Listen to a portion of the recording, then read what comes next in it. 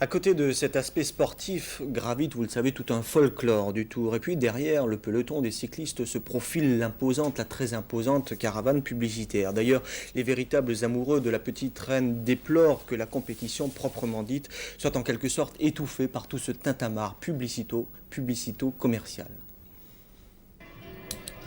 Près de 8000 personnes dans une commune qui en contient habituellement la moitié, des restaurants qui affichent complet malgré des prix eux aussi majorés, des touristes qui désertent la plage malgré la canicule, Saint-Pierre-d'Oléron a prêté l'espace de quelques heures ses artères à la grande foire du Tour de France.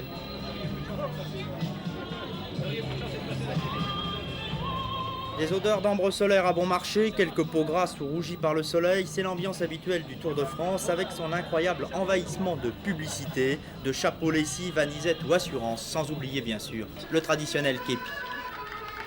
Alors que les coureurs exhibent leurs mollets sur des routes surchauffées, le public se masse, lui, derrière des grillages sur la ligne d'arrivée. C'est la chasse aux cacahuètes publicitaires jetées avec plus ou moins de nonchalance par les zoophiles de la caravane.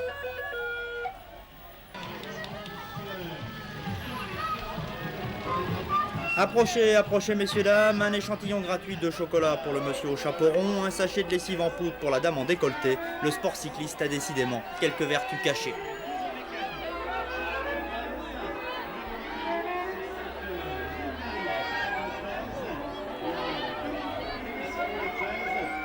N'allez pas croire pour autant que les enfants sont les seuls à quémander des porte-clés, les adultes aussi jouent des coudes, piétinent, poussent pour arracher le trésor fabuleux en plastique, mais aux couleurs du Tour, qui trônera bientôt dans la salle à manger du F3 de banlieue.